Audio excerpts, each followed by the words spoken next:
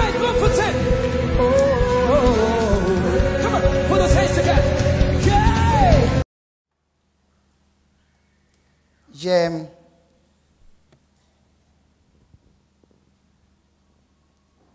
fait 15 ans à la tête de la Ligue pour la lecture de la Bible en Côte d'Ivoire. J'ai dirigé la sous-région pendant une dizaine d'années et la région Afrique pendant 2 ans. Et pendant que j'étais président, j'ai visité beaucoup d'églises, que ce soit les assemblées de Dieu ou les autres églises évangéliques, l'église méthodiste. Et j'ai eu l'occasion de prêcher dans beaucoup d'églises. Ça, c'est un des privilèges. Et l'une des choses qui me frappe, chaque fois que je vais dans une communauté, c'est de retrouver toujours un visage que j'ai perdu ou plusieurs visages que j'ai perdus depuis longtemps. En rentrant ici, c'est un vieux frère, j'allais dire, le frère Guissa Ambroise qui m'a accueilli. Ça fait tellement longtemps que je ne l'avais pas vu. Et chaque fois, cela me rappelle une réalité. Ce sera très beau au ciel lorsque nous allons nous retrouver tous. Il y a des frères qu'on a perdus de vue 10 ans, 15 ans, 20 ans. Et puis, arrivé au ciel, on va dire, ah mon frère, toi aussi tu es là. Alléluia. On va se jeter dans les bras des uns et des autres. Alléluia. Mais ce sera une joie éternelle.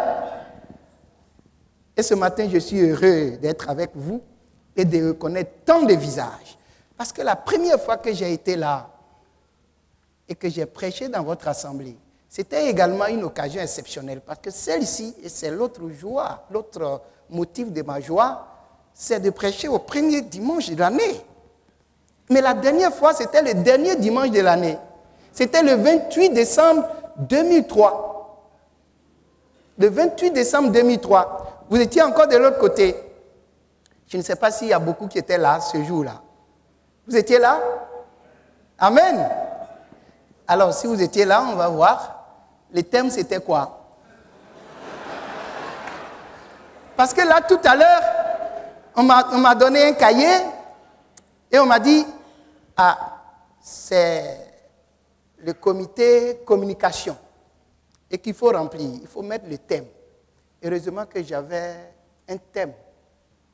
Donc, j'ai rempli. Alors, le thème, c'était quoi? 28 décembre 2003.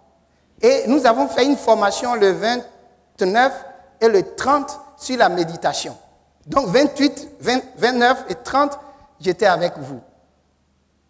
Et le thème, c'était les 4 piliers de la vie chrétienne. Qu'est-ce qui fait la stabilité dans la vie chrétienne? Et la méditation de la parole de Dieu est au centre. Les 4 piliers de la vie chrétienne. Je suis heureux, en venant 14 ans presque jour pour jour, de pouvoir encore vous parler de la parole de Dieu. Et je suis là avec mon deuxième garçon parce que, bien sûr, je suis marié. Dieu m'a fait la grâce de le connaître très tôt, en 1976. Et m'a donné une très, très belle épouse qui m'a donné 5 beaux enfants, 2 très, très belles filles, dont lui, il est marié il y a 4 ans et demi, et 3 beaux garçons, dont l'un est marié il y a 2 ans et demi, l'aîné, qui est médecin, et puis le deuxième garçon est avec moi. Il a fait ses études aux États-Unis, il a travaillé un an, mais il a décidé de rentrer, et je suis heureux qu'il soit rentré. Il est avec moi, c'est Eliakim Bali.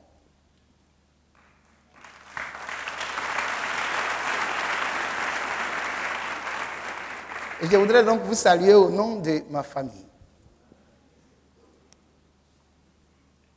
Si vous vous rappelez, pour ceux qui étaient là, au-delà du thème, il y a quelque chose qui m'a frappé à la Ligue, qui nous caractérise d'ailleurs. Nous estimons à la Ligue, entre autres choses, que lorsque nous sommes chrétiens, nous devons connaître la parole de Dieu. Nous devons la connaître par cœur. C'est trop demandé, non? À défaut de la connaître par cœur, nous pouvons au moins connaître les 66 livres. Vous savez qu'il y a 66 livres dans la Bible. nous pouvons au moins connaître les 66 livres de la Bible. Et à la Ligue, nous avons une technique pour connaître les 66 livres de la Bible par cœur. Et une technique qui s'apprend en 45 secondes. Il y a des gens de peu de foi. Mais ça consiste tout simplement à chanter les 66 livres de la Bible. Genèse, Exode, Lévitique, Nombre, Deutéronome, Josué, Juge, Ruth, 1, 2 Samuel, 1, 2 Rois, 1, 2 Chroniques, Esdras, Néhémie, Esther, Job, Psaume, Proverbes, Ecclésiaste, Cantique des Cantiques, Ésaïe, Jérémie, Lamentation de Jérémie. Ézéchiel, Daniel, Osée, Joël, Amos, Abdias, Jonas, Michel, Naoum, Habakkuk, Sophonie, Agé, Zacharie, Malachi. Et maintenant le Nouveau Testament. Matthieu, Marc, Luc, Jean, Actes des Apôtres, Romains, 1 de Corinthiens, Galates, Éphésiens, Philippiens, Colossiens, 1 de Thessaloniciens, 1 de Timothée, Tite, Philemon, Hébreux, Jacques, 1 de Pierre, 1, 2, 3, Jean, Jude et l'Apocalypse de Jean.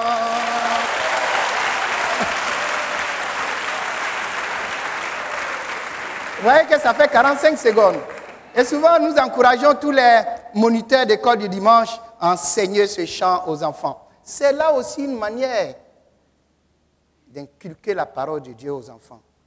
Pour qu'en grandissant, ils ne s'en détournent pas. Amen. Et je suis heureux également. Je ne savais pas votre thème en venant ici. Et le pasteur Ambroise, qui est un ami depuis 1976, il ne m'a pas dit le thème lorsqu'il m'a invité. Et je suis heureux que ce dont j'ai choisi de parler cadre avec votre thème. Ah, nous allons retourner aux anciens chantiers. Alléluia. Ouais. Nous allons retourner à la parole de Dieu ce matin. Et c'est pour cela que nous sommes là. Pour que chacun puisse démarrer cette année avec la parole de Dieu. Et pour cela, je voudrais vous inviter à lire avec moi dans 2 Chroniques, le chapitre 17. 1 de Rois, 1 de Chroniques. 2 Chroniques, chapitre 17.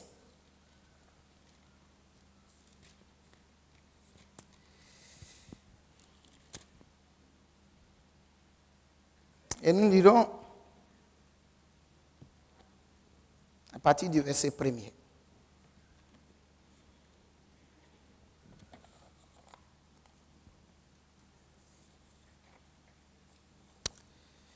Verset 1er au verset 17.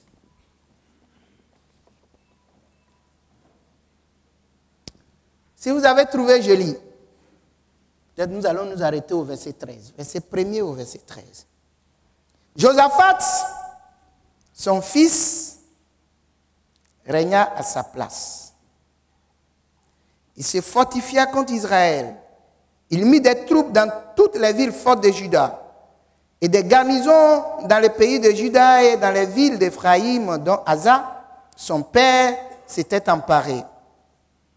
L'Éternel fut avec Josaphat parce qu'il marcha dans les premières voies de David, son père, et qu'il ne rechercha point les Baals, car il eut recours au Dieu de son père, et il servit ses commandements, il suivit ses commandements, sans imiter ce que faisait Israël.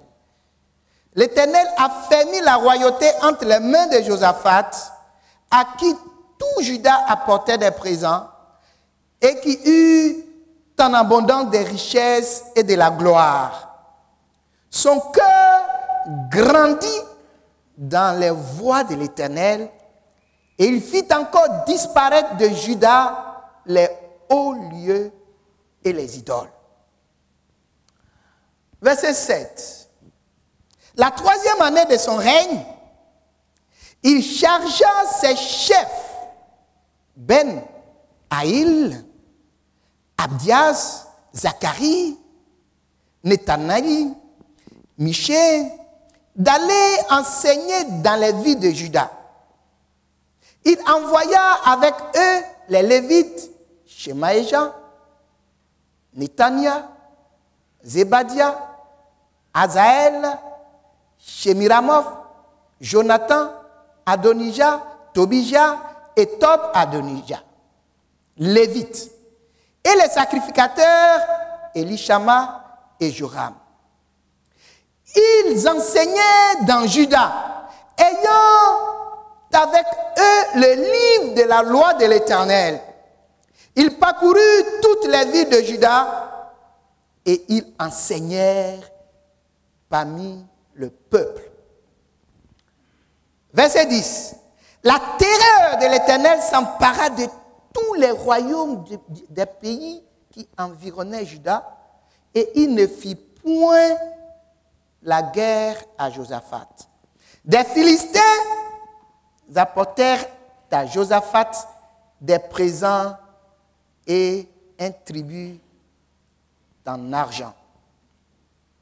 Et les Arabes lui amenaient aussi du bétail, 7700 béliers et 7700 boucs. Josaphat s'élevait au plus haut degré de grandeur. Il bâtit en Juda des châteaux et des villes pour servir de magasins. Il fit exécuter beaucoup de travaux dans les villes de Juda et il avait à Jérusalem de vaillants hommes pour soldats. Amen. Prions. Seigneur, nous bénissons ton nom pour l'occasion que tu nous donnes de nous approcher de ta parole qui est pour nous une nourriture spirituelle. Fais que ce matin, nous soyons nourris. Fais que ce matin, nous soyons rassasiés. Et pour cela, Seigneur, dispose le cœur de chacun. Et que ta parole trouve une place dans le cœur de chacun de nous, à commencer par le mien, au nom de Jésus. Amen. Chers frères et sœurs,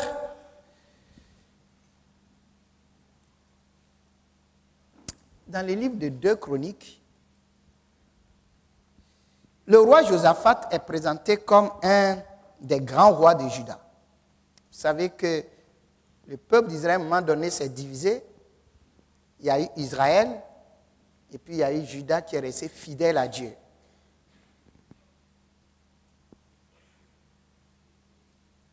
Et Josaphat fait partie des grands rois de Juda, aux côtés d'Ézéchias, de Josias, ses successeurs.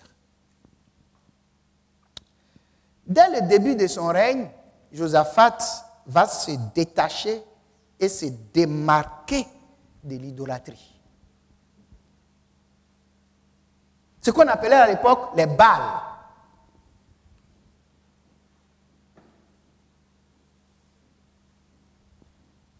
Et il va s'attacher à Dieu, au Dieu d'Israël, au Dieu de ses ancêtres, au Dieu de David, au Dieu d'Abraham. Ce que nous avons lu, c'est le début du règne de Josaphat.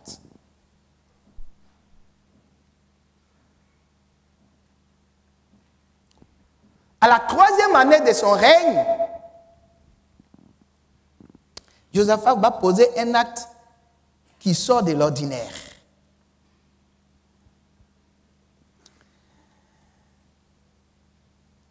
Il demande aux Lévites et aux sacrificateurs chargés d'enseigner la parole de Dieu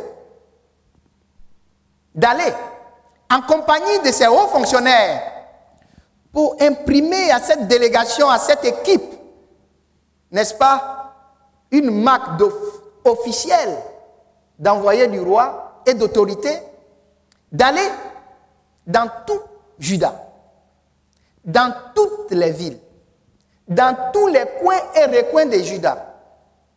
Pour faire quoi?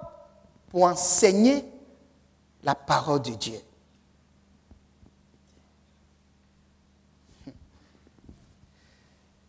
Et c'est ce qu'ils vont faire. Ils vont parcourir. La Bible ne nous dit pas combien d'années ça leur a pris. Alors, il n'y avait pas la voiture, encore moins l'avion. Donc, imaginez-vous. La Bible ne dit pas combien de temps ça leur a pris. Mais au moins, ce que nous savons, c'est qu'ils ont parcouru tout le pays.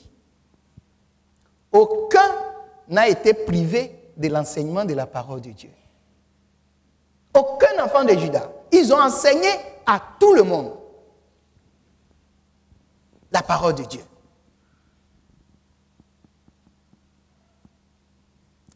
Cette histoire qui est extraordinaire, parce que c'est la première fois que on voit ça dans la Bible, chers frères et sœurs, cette histoire extraordinaire de Josaphat, de cette vision des choses de Josaphat, témoigne de ce que Dieu peut faire, de ce que Dieu veut faire pour chacun de nous,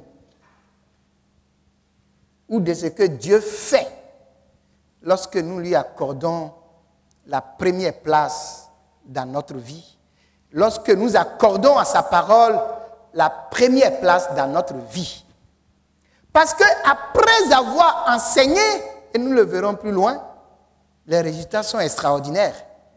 Parce que contrairement à l'adage qui dit que celui qui veut la paix prépare la guerre, Josaphat, lui, voulant la paix, a commencé à enseigner à tous ses sujets la parole de Dieu pour qu'ils mettent la parole de Dieu en pratique. Alléluia. Contrairement à l'adage qui dit la meilleure défense c'est l'attaque, n'est-ce pas? Et nous avons manqué d'attaque il y a quelques semaines. Sinon nous serions à la Coupe du Monde. Notre attaque au niveau des éléphants n'a pas été efficace. Parce que la meilleure défense c'est l'attaque. Contrairement à cet adage, Josaphat, lui, au lieu d'attaquer, prépare et enseigne le peuple à connaître Dieu, à craindre Dieu et à obéir à sa parole. Josaphat a compris que l'enseignement de la parole de Dieu, le respect de la parole de Dieu, sont ce qu'il y a de plus important pour chaque citoyen. Mais également pour chaque nation. Je reprends. L'enseignement de la parole de Dieu. Le respect, l'obéissance à la parole de Dieu. C'est ce qu'il y a de plus important pour chaque citoyen. Mais également pour chaque nation. Heureuse la nation dont l'Éternel est Dieu. Et pour cela, Josaphat met en branle une équipe. Et cette équipe, avec la Bible à la main, le livre de la loi, la parole de Dieu en main, se promène dans tout le pays pour l'enseigner. Après avoir parcouru toutes les villes de Juda et enseigné à chaque Israélite à observer le livre de la loi, les résultats sont extraordinaires. Quand vous lisez, vous avez suivi la lecture, le verset 10, la peur s'est emparée de tous les voisins d'Israël, de Juda, de tous les royaumes qui étaient autour de Juda, y compris l'ennemi traditionnel que constituent les Philistins. Et non seulement la peur s'est emparée d'eux, mais ils ont cessé de faire la guerre à Israël. Mieux, ils se sont soumis à Israël. Une soumission volontaire qui ne peut s'expliquer que par un miracle de Dieu. Parce que chacun a commencé à obéir à la parole de Dieu. Oui. Deuxième résultat, et nous l'avons au verset 11. Non seulement les rois lui sont soumis, mais ils vont lui payer des tributs. Normalement, en ce temps-là, aucun roi ne vous paye des tributs si vous ne l'avez pas vaincu. C'est quand vous êtes battu et que vous êtes devenu le plus fort que vous lui imposez quelque chose. Josaphat fait enseigner la parole de Dieu et le résultat, les gens acceptent volontairement de lui payer les tributs. Et enfin, la bénédiction. Et nous le voyons au verset 12. Il est devenu puissant. Et je vais vous relire le verset 12. Josaphat s'élevait au plus haut degré de grandeur. Il bâtit en Juda des châteaux et des villes pour servir de magasin. Alléluia. Chers frères et sœurs, je voudrais que nous puissions noter ensemble que Dieu délivre. Et qu'il délivre toujours ceux qui connaissent et méditent sa parole et la mettent en pratique. Dieu bénit et bénit toujours ceux qui connaissent sa parole, qui la méditent et qui la mettent en pratique. Dieu est aux côtés et accompagne. Et accompagne toujours ceux qui connaissent sa parole, la méditent et la mettent en pratique. Dieu, oui, Dieu délivre. C'est pour cela que le thème de notre message, la Bible, les livres qui délivrent. Alléluia. Vous voyez l'exemple extraordinaire. La Bible, les livres qui délivrent. Et pour qu'il en soit ainsi, chers frères et sœurs, il nous faut la connaître. Ou alors, il nous faut retourner à ce livre. Il nous faut retourner à la parole de Dieu. Première condition. La deuxième condition, il nous faut la méditer et la mettre en pratique. Je dirais même qu'il nous faut être sensible au message de la parole de Dieu. Il y a beaucoup de chrétiens qui viennent à l'église. Vous pouvez prêcher le plus beau message, mais qui ne sont pas sensibles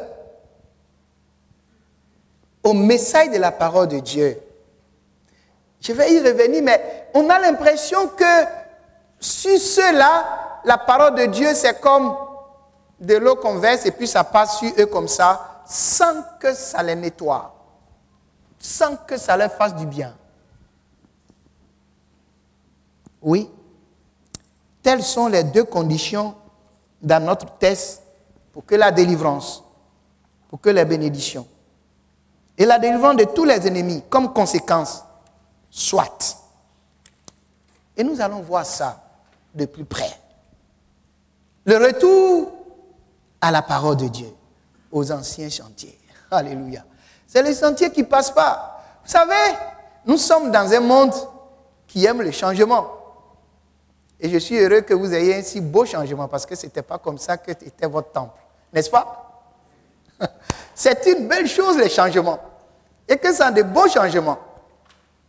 Mais nous sommes dans un monde qui aime souvent les changements négatifs. Aujourd'hui, nous n'avons plus de valeur. On appelle le bien mal. Et les gens sont prêts à ce que tout change. Et quand vous êtes attaché à la parole de Dieu, qui elle ne passe pas, on dit que vous êtes, comment on vous appelle? Conservateur. Et si vous êtes, vous savez, quand les Blancs souvent ils parlent là, écoutez bien, hein, ce qu'ils disent là, rien n'est neutre. Hein. Quand vous êtes chrétien, on dit vous êtes attaché encore à la parole de Dieu, vous êtes conservateur. Ceux qu'ils appellent conservateurs là, c'est les chrétiens. Hein. Et quand vous êtes évangélique, on dit il est très conservateur. Il est très conservateur. Et moi, je dis, je suis fier d'être très conservateur depuis 1976. Alléluia. Et je souhaite que vous soyez très conservateur. Parce que ce que nous avons, c'est du précieux que nous ne devons jamais, jamais, jamais banaliser et jamais profaner la parole de Dieu.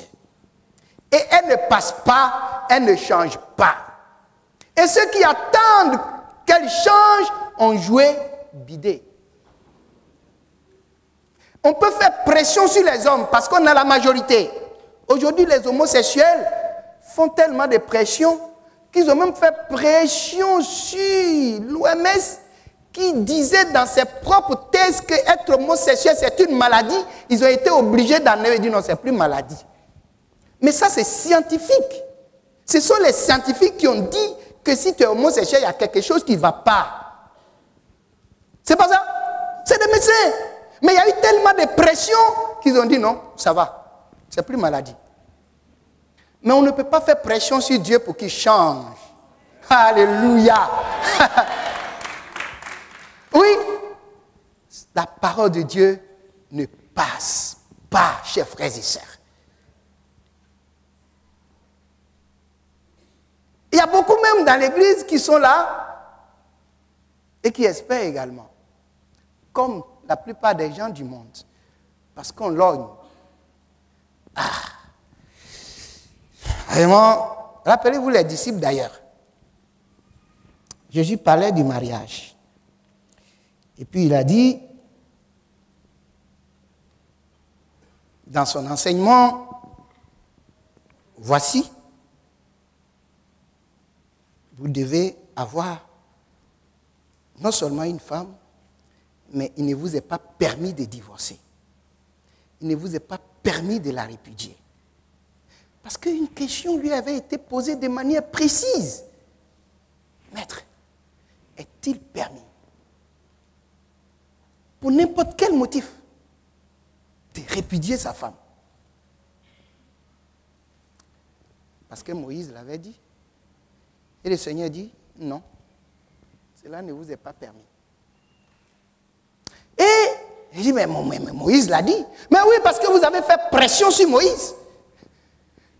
Vous avez tellement fait pression sur Moïse. Et alors qu'on pensait que la question n'intéressait que les Juifs, que les responsables religieux qui étaient là, vous savez qui a répondu? Quand Jésus a dit que ce n'était pas possible, ce sont les disciples. Ils ont dit, si c'est comme ça la condition de l'homme à l'égard de la femme, c'est-à-dire si on ne peut pas divorcer, il n'est pas avantageux de se marier. Aujourd'hui, il y a beaucoup de gens qui font pression même sur les pasteurs pour divorcer. J'ai été pendant 10 ans en charge de tout ce qui est divorce à Abidjan. Je sais de quoi je parle. Souvent, je rencontre des frères dans la cour du palais. Je dis, comment ça va, frère? Oui. Qu'est-ce que tu es venu faire ici? Non, je suis venu faire un papier. Mais il ne sait pas que son dossier de divorce est devant moi. On fait tellement pression. Non, je n'en peux plus. Je n'en peux plus. Tout à l'heure, nous avons chanté Dieu est grand. Et puis, il y a un don spirituel qui a dit Dieu est grand, là, ce n'est pas dans le chant. C'est dans la pratique. Alléluia. Ah oui.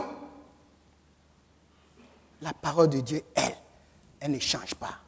Et nous ne pourrons pas faire pression sur Dieu pour qu'il change quelque chose dans sa parole. Parce que nous sommes aujourd'hui, et c'est là le retour aux anciens chantiers, rester dans la parole de Dieu. Nous sommes aujourd'hui dans un monde qui s'éloigne chaque jour de la parole de Dieu. Nous sommes dans un monde qui s'éloigne chaque jour de la parole de Dieu. Et on parle même de déchristianisation. Vous savez ce que ça veut dire? Ça veut dire que les gens ne sont plus chrétiens. J'ai eu l'occasion dans mes voyages en Europe de m'en rendre compte. De me rendre compte de la déchristianisation. À quel point les gens ne vont plus à l'église. Les églises sont devenues des monuments. C'est vide. La dernière fois que j'étais à Paris et que j'ai prêché à notre mission où se trouve le pasteur Yeo, il y a une grande cathédrale qui est à côté. Voilà la rue, voilà l'église. L'autre rue, c'est la cathédrale. Mais on ne fait plus de messe dedans, il n'y a rien. J'ai dit au pasteur, mais négociez pour qu'il vous donne. C'est la déchristianisation. Et nous sommes dans une période qui ressemble bien à ce qu'Ésaïe disait. Ésaïe 31, verset 6. Je vous le lis. Revenez à celui dont on s'est profondément détourné. Les hommes se sont profondément détournés de Dieu.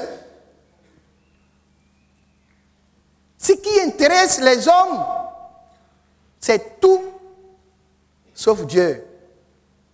Malheureusement, cela gagne aussi subtilement le milieu chrétien. On se loigne des fois inconsciemment de la parole de Dieu, sans s'en rendre compte, au profit des révélations, des visions, des spectacles. On peut aller dans des milieux où on fait du grand spectacle, on transpire. Mais quand tu demandes, tu as retenu quoi? Rien. Parce que c'est le spectacle. On peut faire le spectacle pendant 4 heures sans même ouvrir la parole de Dieu. C'est une réalité aujourd'hui que nous méditons de moins en moins la parole de Dieu. La Bible n'a jamais été autant disponible, que ce soit en version papier ou en version électronique. La Bible n'a jamais été autant disponible. Mais il me semble qu'elle n'a jamais été autant moins méditée et moins mise en pratique. À preuve, en tout cas la version papier, on la possède de moins en moins. La conversion aujourd'hui souvent ne coïncide plus avec la possession de la parole de Dieu, alors que pour celui qui devient chrétien, sa nourriture, c'est la parole de Dieu. Et souvent, plus on dure dans la foi, plus on pense qu'on connaît tout et on ne médite plus. Si c'est notre nourriture, est-ce que plus on vieillit, moins on mange? Ce n'est pas évident. Mais surtout, les vieux, il faut manger tôt le matin, sinon vous risquez d'avoir hypoglycémie. Il nous faut manger, et manger tous les jours. Et dans ces sociétés de spectacles, il y a également la tendance de beaucoup de gens à faire dépendre d'eux, les chrétiens, au lieu de les faire dépendre de la parole de Dieu. Et c'est là quelque chose qui est en vogue avec ceux qu'on appelle des indépendants ou indépendantistes ou indépendants, je ne sais plus. Mais on a tendance, ces évangéliques ont tendance à faire dépendre les chrétiens d'eux. Or, notre fondement, c'est la parole de Dieu. Et notre mission, c'est de conduire les gens à Christ et à demeurer dans la parole de Dieu. Et non pas à dépendre de nous. Alors, si vous dépendez de quelqu'un, vous n'avez plus besoin de la parole de Dieu. Parce que si vous avez besoin de quelque chose, vous allez lui demander. Alors que la vie chrétienne est une vie personnelle. Et puis, il y a également le fait que beaucoup de chrétiens prennent plaisir à dépendre. Quand vous êtes dans une église où on vous enseigne, non, vraiment, lui, il n'y a pas beaucoup de prophéties, il faut me prophétiser quelque chose. Non. On aime ce qui dit chaque jour, Dieu m'a dit que tu dois faire comme ça. Voilà. Dieu m'a dit que tu dois épouser telle femme. Voilà. Dieu m'a dit que tu dois épouser tel homme.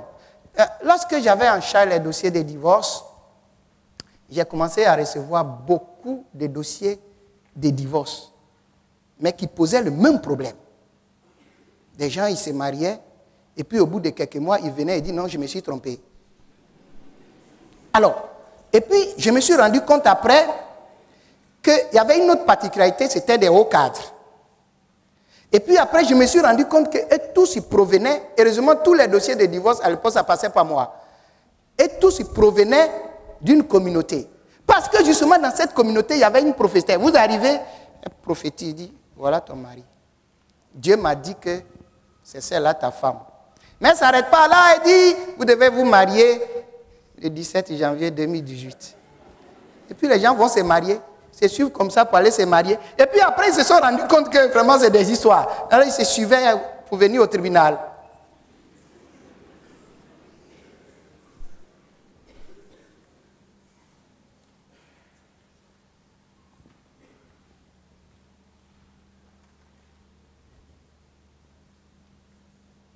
N'aimez pas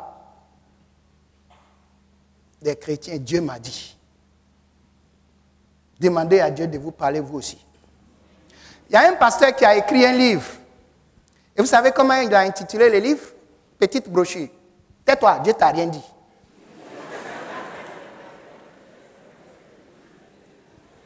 Parce que si vous suivez cela, vous ne serez pas fondé sur la parole de Dieu. Vous serez sur du sable. Ça, malheureusement, c'est la réalité. C'est pour cela qu'aujourd'hui, il n'y a pas de discipline dans la lecture, dans la méditation de la parole de Dieu. On prie de moins en moins. J'ai été heureux que vous ayez passé du temps à prier, à louer Dieu. Mais c'est cela un culte. Mais moi, il m'est arrivé d'assister à des cultes et je souhaite même que vous le fassiez davantage. Il m'est arrivé dans des cultes où personne n'a levé la voix pour prier. C'est du spectacle du début à la fin. Et c'est ce qui fait qu'aujourd'hui, il y a beaucoup d'inconvertis dans nos églises assemblées de Dieu. Avant, quand on dit assemblée de Dieu, là, quand vous rentrez dedans, 100% convertis. 100% convertis. Aujourd'hui, vous rentrez dans l'assemblée de Dieu, il y en a qui ne sont pas convertis. Si c'est votre cas, il faut vous convertir ce matin avant de sortir. Alléluia. Il faut donner votre vie à Dieu en ce début d'année. Ce sera le meilleur cadeau.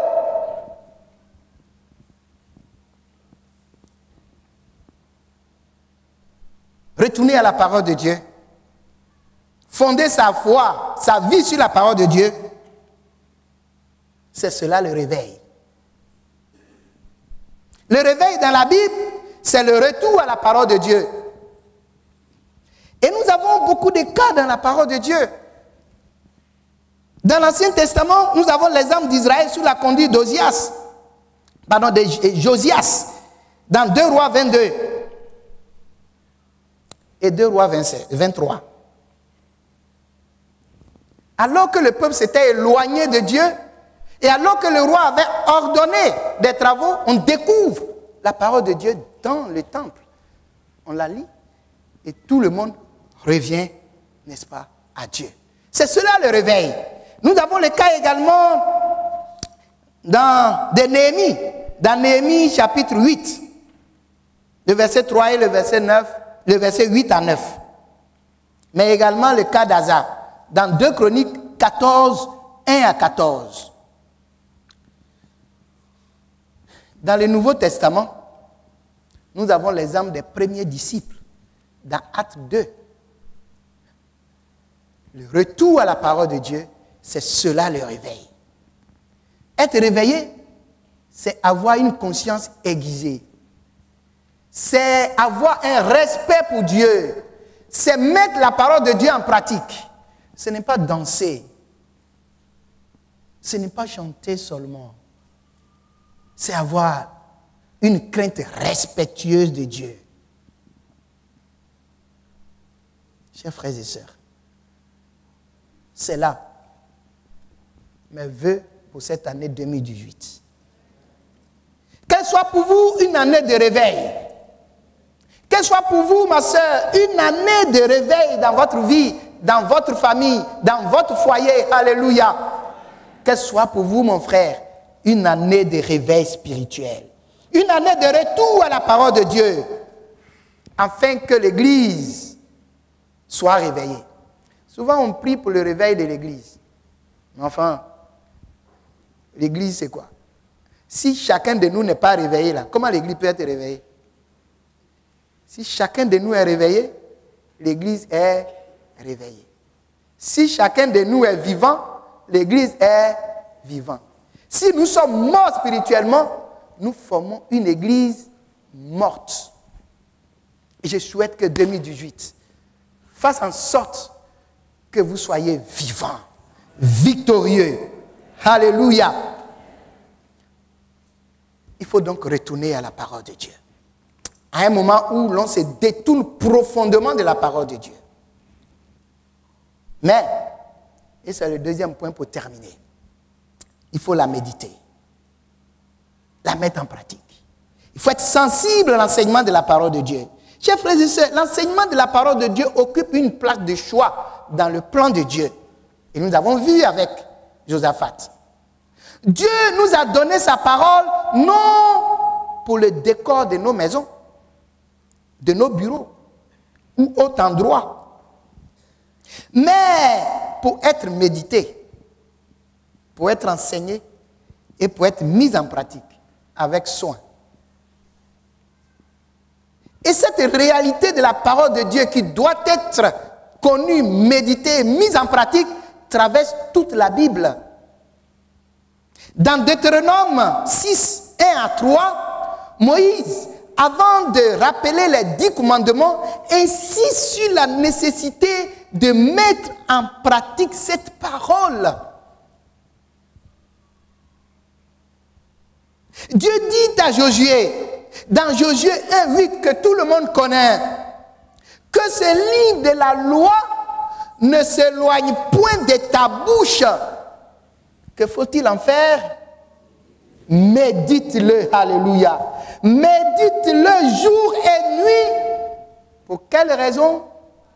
Afin d'agir fidèlement selon tout ce qui y est écrit.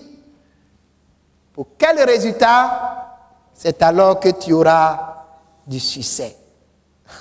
Que tu seras heureux dans tes entreprises et vous allez entreprendre en 2018. C'est alors que vous serez heureux dans vos entreprises. C'est alors que vous aurez du succès dans votre travail, dans votre famille, dans vos foyers. C'est alors que tu réussiras.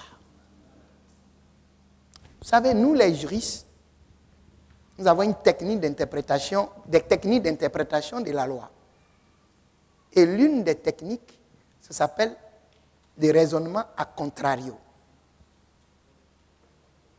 Alors, si je lis ce verset à contrario, si le livre de la loi s'éloigne de ta bouche, si tu ne le médites pas, si tu ne le mets pas en pratique, tu ne réussiras pas.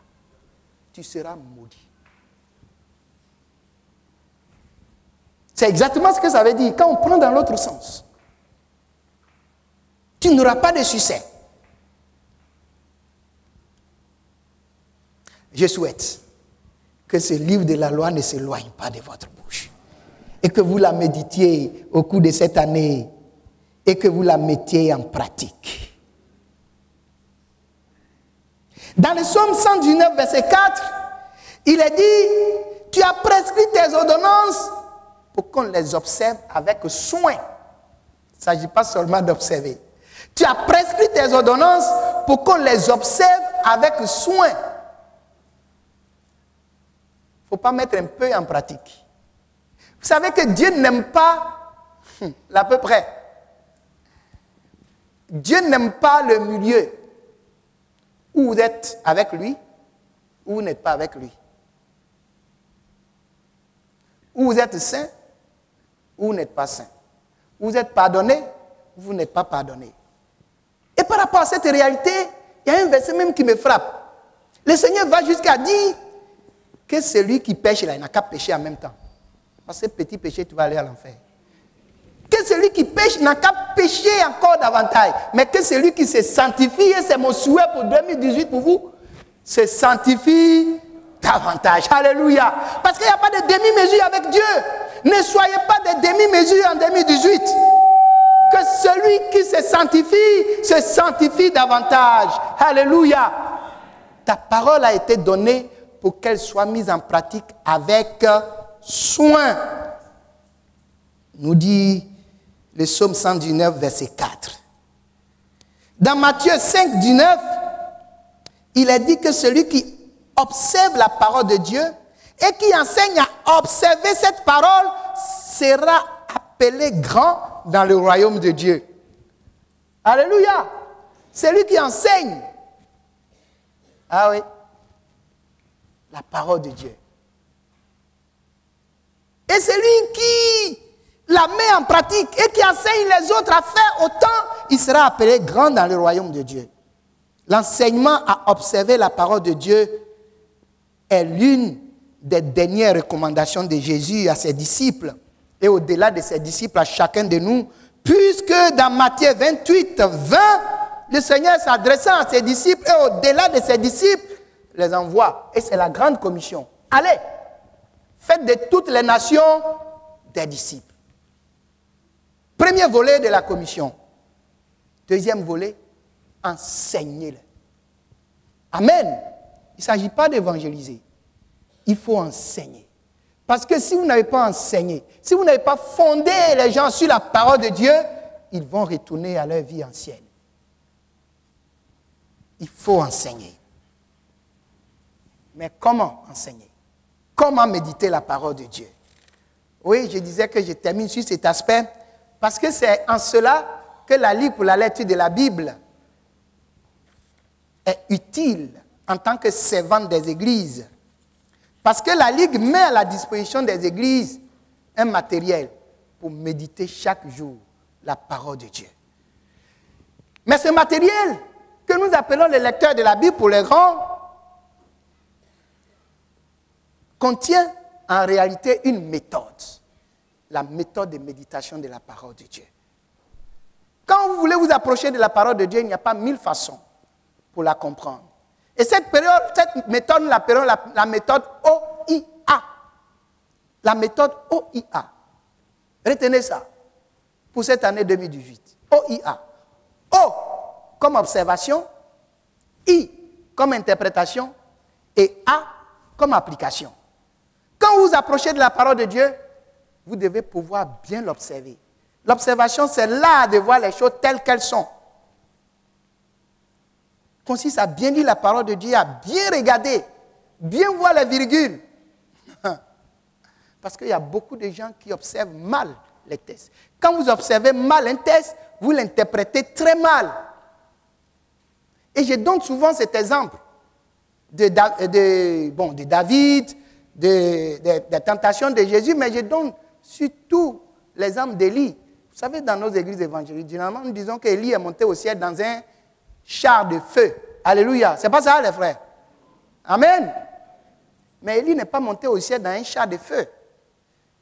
Quand vous lisez 2 Rois 2, vous allez voir le verset 1 et le verset 11, Élie est monté au ciel dans un tourbillon.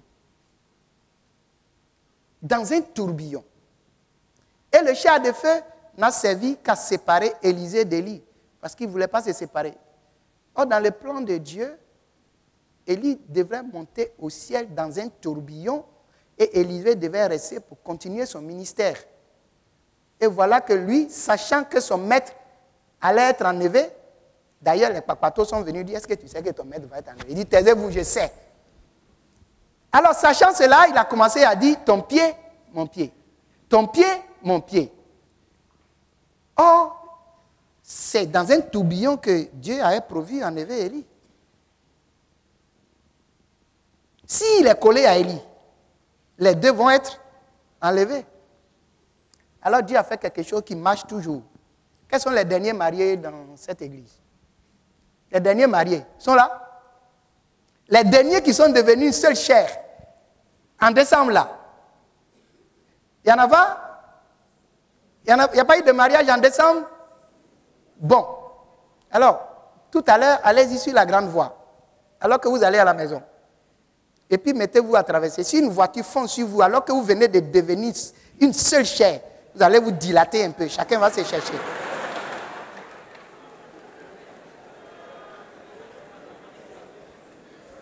Chacun va se chercher d'abord. Et c'est la technique que Dieu a utilisée. Dieu a envoyé un char de feu, tiré par des chevaux de feu. Et quand ça fonçait sur eux, Élie est parti d'un côté, Élisée est parti d'un côté. Le temps qu'Élisée s'en rende compte, il y a un tourbillon qui a pris Élie. Il est parti. Si vous observez mal, vous l'interprétez très mal. Parce que moi, j'ai entendu des messages sur ces textes-là. J'avais les cheveux debout, plus que debout sur ma tête. Quelqu'un qui disait, je vous dis que ce ne sont pas les hommes qui ont inventé l'ascenseur, c'est Dieu qui a inventé l'ascenseur, parce que du temps d'Élie, il a fait descendre un ascenseur du ciel en feu, mais à l'intérieur il était climatisé, et Élie est monté dedans. Mais c'est fou ce que les gens peuvent raconter, parce qu'ils n'observent pas bien les thèses. La Bible n'a jamais dit ça. Mais vous savez ce qui m'attriste souvent? C'est que ces gens-là qui chaque dimanche racontent n'importe quoi, ils sautent, ils gesticulent, ils racontent n'importe quoi, ils trouvent aussi des gens pour avaler n'importe comment. Les gens qui ne font même pas comme des chrétiens de Béret, eux-mêmes ils ne prennent pas la Bible pour regarder et pour voir si ce qu'on leur dit là c'est vrai. Il faut bien observer les textes. Et nous avons une série de questions qui vous permettent de bien observer les textes. Et quand vous avez bien observé, alors vous pouvez interpréter votre texte. Interpréter un texte, c'est lui faire dire ce qu'il veut dire et non pas ce que vous voulez qu'il dise. Il y a des gens, ils ont leur idée arrêtée, ils veulent que la Bible dise comme ça. Il y a des gens même qui cherchent jusqu'à dans la Bible là, des versets pour divorcer. Ils cherchent des versets pour justifier leur position. Non, la Bible n'est pas là pour nous faire plaisir. Interpréter la parole de Dieu, c'est lui faire dire ce qu'elle veut dire et non pas ce que vous avez déjà entendu dire qui dit. Il y a des gens, quand ils sont allés quelque part, le pasteur ou l'évangile a sauté, gesticulé, ce qu'il a dit là. Ils pensent que c'est, comme on dit, parole d'évangile. Mais vérifiez vous-même. C'est ça, interpréter, donner un sens. Interpréter la parole de Dieu. Nous avons une série de questions qui vous permettent également de bien faire une interprétation. Et lorsque vous avez bien observé, bien interprété, cela ne suffit pas. Et nous donnons toujours, pour illustrer cela, l'exemple de quelqu'un qui a faim, à qui vous donnez une banane. Vous avez très faim, on vous donne une banane. Si vous prenez cette banane bien mûre, n'est-ce pas? Vous la regardez. Vous voyez que c'est une belle banane qui vient d'Azaguier. Est-ce que vous serez rassasié? Ça, c'est l'observation. Vous ne serez pas rassasié. Si vous la prenez parce que vous êtes professeur de sciences naturelles ou bien maintenant, on appelle ça SVT, et vous allez dans un laboratoire pour voir que la banane vraiment a beaucoup de propriétés, vous étudiez ça, est-ce que vous serez rassasié? C'est ça. L'interprétation, l'étude. Mais si vous prenez la banane, si vous voulez être rassasié, qu'est-ce qu'il faut faire? Et je souhaite que vous mangez la parole de Dieu cette année. Alléluia! Parce que justement la parole de Dieu, c'est la nourriture de notre âme. C'est notre lait spirituel. Et vous savez ce que c'est que le lait? Et cette particularité du lait, c'est que c'est un aliment complet. Mon fils aîné, il est médecin. Il me disait, maintenant même, on dit aux femmes, lorsque vous avez un bébé, ne lui donnez même pas de l'eau. Surtout avec tout ce qu'on a vécu, déchets toxiques. Là. On dit, le lait simple, là, ça suffit. C'est l'eau, c'est nourriture, c'est foutou, c'est banane, c'est tout. Le lait, c'est notre aliment complet, chers frères et sœurs. Et notre lait spirituel, c'est la parole de Dieu. Nous n'avons pas besoin d'autre chose pour nous intoxiquer. Alléluia. Voilà notre lait spirituel, notre aliment complet. Alléluia, la Bible dit, Jésus a fait beaucoup d'autres choses. Si on devait écrire, ça allait remplir le monde. Mais c'est ce qui est nécessaire pour notre salut qui est écrit là.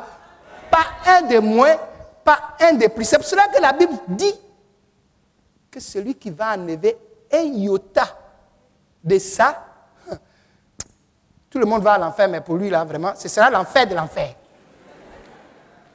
Oui, tous les pécheurs vont à l'enfer, mais pour lui là, ce sera l'enfer de l'enfer. Parce que c'est notre aliment complet. Oui, chers frères et sœurs, quand vous avez interprété, cela n'aura pas de sens si vous ne mettez pas en pratique. Il nous faut mettre la parole de Dieu en pratique. C'est à cette condition que la parole de Dieu nous transforme. Parce qu'elle est un miroir. Quand nous lisons la parole de Dieu, nous nous voyons dedans. Qui ne s'est pas mis devant la glace ce matin avant de venir? Il y en a même qui ont passé 10 minutes. Pourquoi? Pour pouvoir bien arranger sa coiffure, pour pouvoir bien voir sa tenue, n'est-ce pas? Et si ce n'est pas bien, on fait quoi? On arrange. quand vous êtes devant la parole de Dieu et que vous voyez que votre vie n'est pas conforme, qu'est-ce que vous devez faire? Il faut arranger. Il faut arranger. Et ce matin, je souhaite que chacun arrange bien sa coiffure spirituelle, bien sa robe, bien son pagne, bien sa chemise, bien ses corps spirituels avant de quitter ici. Alléluia. Parce que la parole de Dieu, c'est un miroir. Ce n'est pas un rétroviseur. Vous savez, quand vous regardez dans un rétroviseur, vous voyez qui? Vous voyez les autres. Vous ne voyez pas vous-même. Et il y a beaucoup de chrétiens comme ça, ils viennent à l'église. Quand le pasteur est en train de prêcher, il dit, ah, vraiment, si le frère Paul était là, dans le message, là, c'est pour elle. Oh, la sœur Jeannette n'est pas là. Ça, c'est un message même pour elle. Voilà des gens qui pensent que Dieu est bête pour parler aux absents. Je me rappelle en 90, j'étais juge au tribunal du travail. Et c'était une période où nos enfants étaient petits. Et pratiquement tous les dimanches, j'allais au bureau. Et un jour, on était partis, à l'époque, on était tous à Djamé. Et puis le prédicateur, ce jour-là, il n'a pas raté les travailleurs du dimanche. Il tapait dessus comme ça. Ma femme était assise à côté. Et puis elle disait, Amen. Alléluia. Mais je ne savais pas que c'est gros Amen, Alléluia, là, c'était pour moi. Hein? Et puis comme si ça ne suffisait pas, il m'a dit, monsieur travailleur du dimanche, tu entends? Je lui ai dit, tu sais ma belle, c'est comme ça que je l'appelle. Tu sais pourquoi on fait le premier culte aujourd'hui?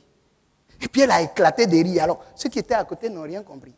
Elle est enseignante, maintenant elle a la retraite. Et elle m'a dit aujourd'hui, non, j'ai trop de copies à corriger. On n'a qu'à faire le premier culte, comme ça elle est venue corriger mes copies. Est-ce que le message là c'était pour moi seul?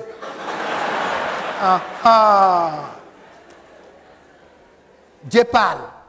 Et Dieu parle à chacun de nous. Et je crois dur, comme fait ce matin, que Dieu a parlé à chacun.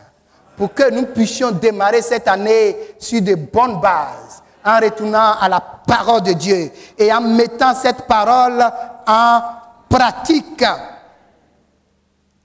Josaphat l'a fait. Et les conséquences, c'est quoi? Il a eu la paix.